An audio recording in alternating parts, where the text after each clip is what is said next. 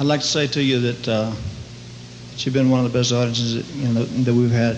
June 26, 1977, Indianapolis, Indiana, Market Square Arena. 18,000 people are on their feet, screaming so loud the walls are shaking. The spotlight cuts through the darkness, and there he is, Elvis Aaron Presley, the king of rock and roll, most famous entertainer on the planet. But something is wrong. Something is deeply, disturbingly wrong.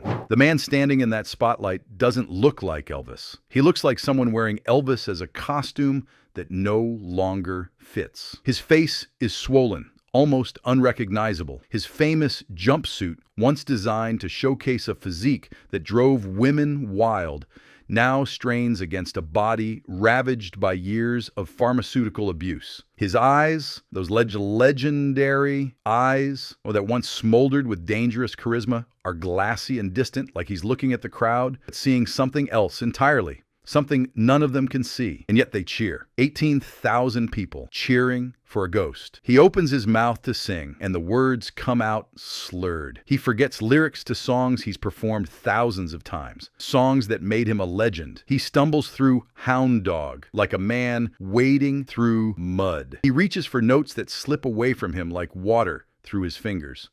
At one point, he stops mid-song, staring blankly into the crowd, and the band has to vamp awkwardly until he remembers where he is. The audience tells themselves it's just an off night. The king is tired. The king is human.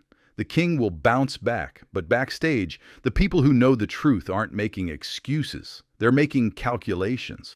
Because they know something the crowd doesn't. They know this man, this icon, this cultural earthquake in a rhinestone cape is dying, and they've known for months. Here's what makes this story so disturbing. It's not that Elvis was falling apart in front of 18,000 witnesses. It's not that his body was failing him in the most public way imaginable. It's that every single person responsible for his well-being knew exactly what was happening and made a conscious decision to push him onto that stage anyway.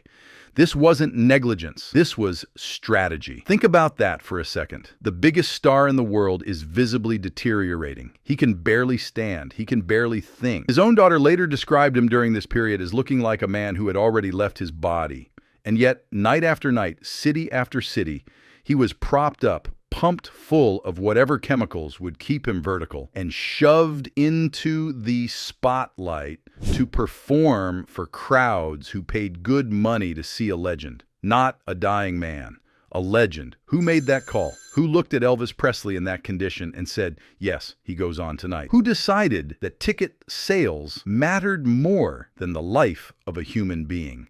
The answers to those questions point directly at the people closest to him. The people who claimed to love him, the people who owed their entire livelihoods to his existence. And that's the real horror of this story.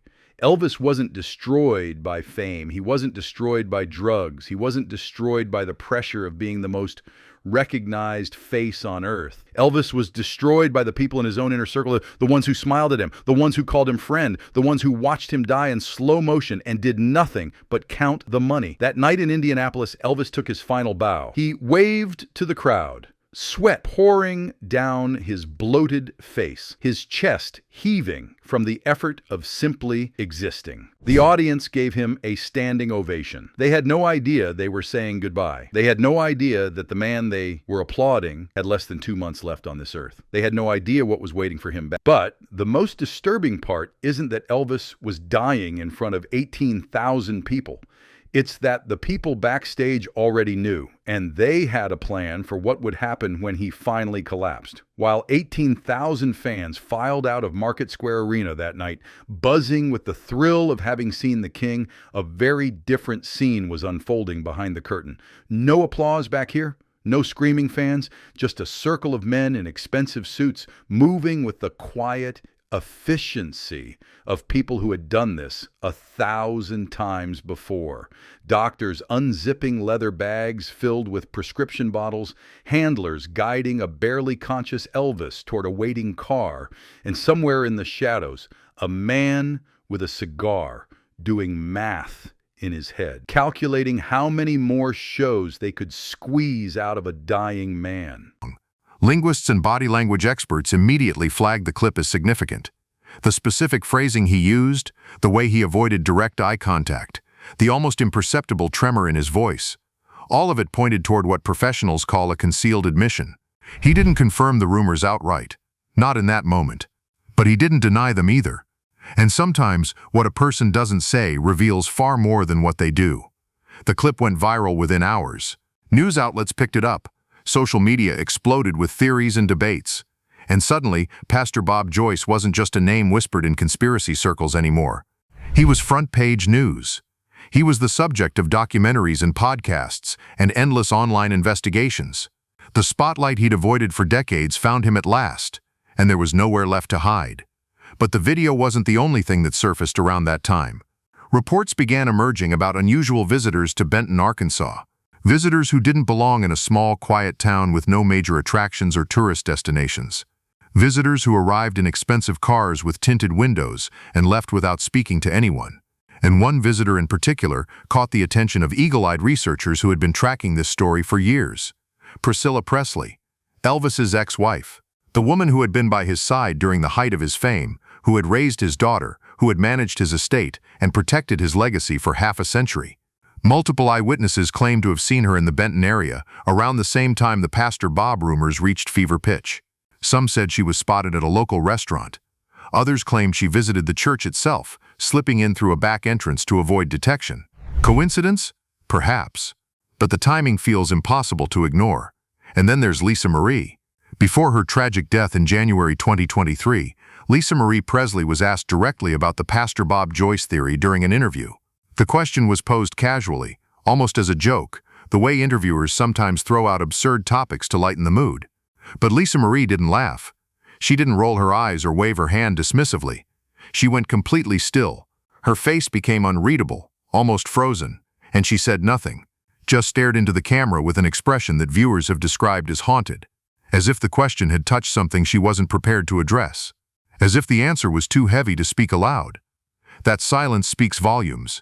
Because if Lisa Marie knew her father was alive all those years, what must that have been like?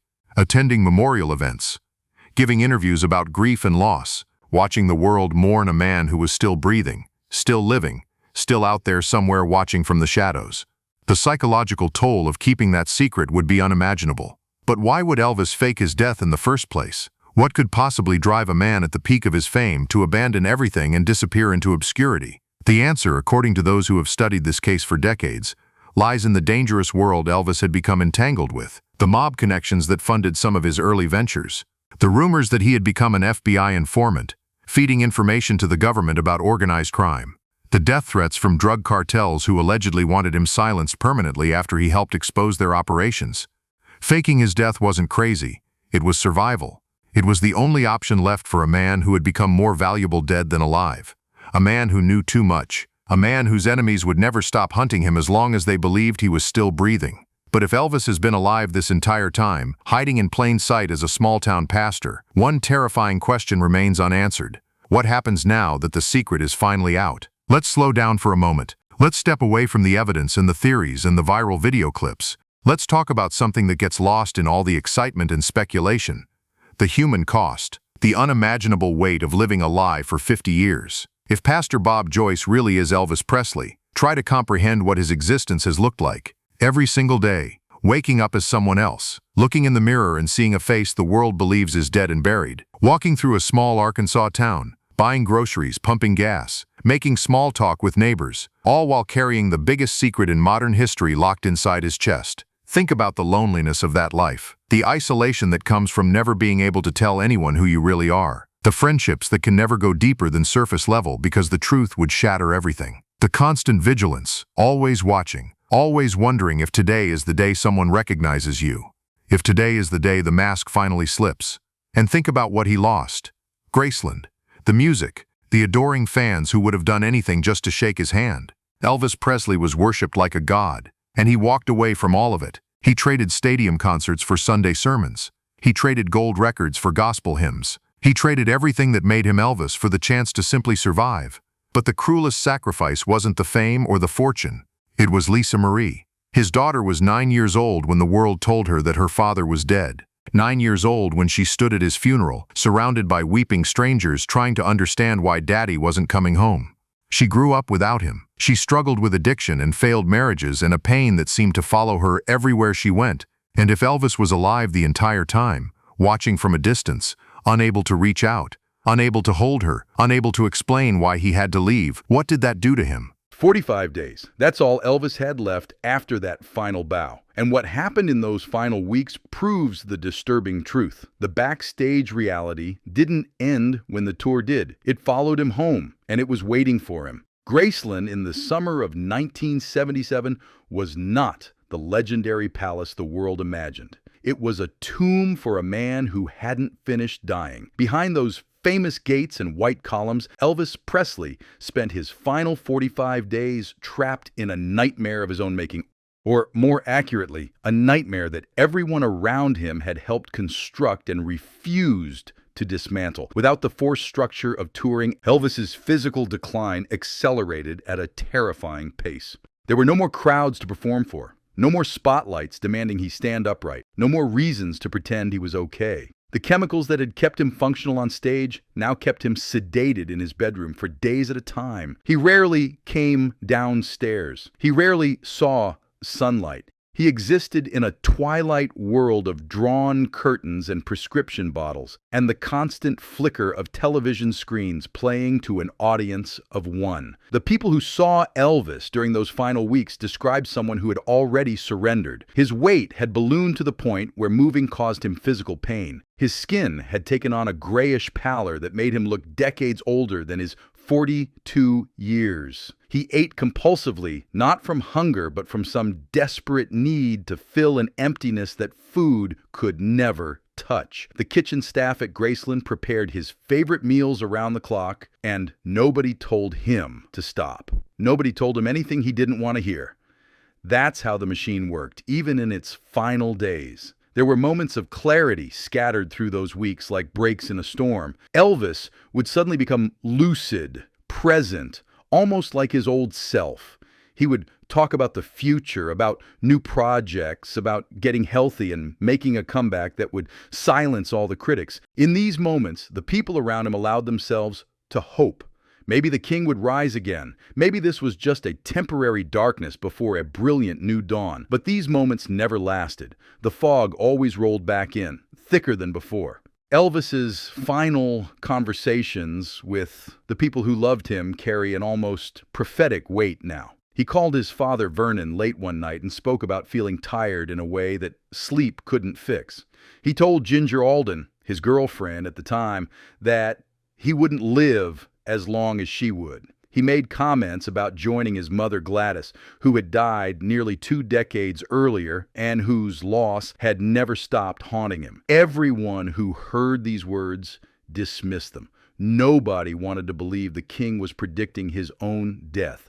August 16, 1977, the day the music died for millions of people around the world. But at Graceland, it started like any other day in Elvis's strange, nocturnal existence. He had spent the previous night playing racquetball with friends, one of the few physical activities he still enjoyed. He returned to his bedroom suite around 7 in the morning, complaining about not being able to sleep. Ginger watched him take a book into the bathroom connected to his room. The book was about the Shroud of Turin, a relic associated with death and resurrection. Even his final reading material carried the weight of mortality.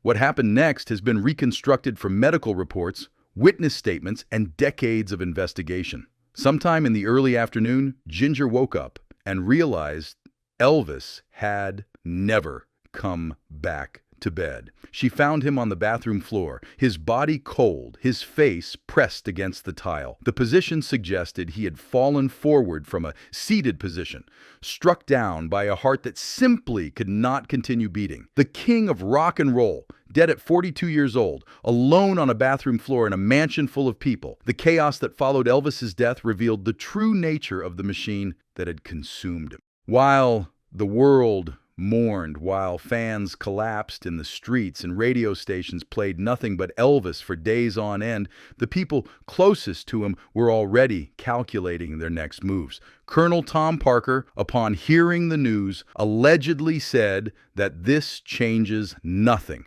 The business would continue. The money would keep flowing. Elvis was more valuable than ever now that he couldn't demand his share.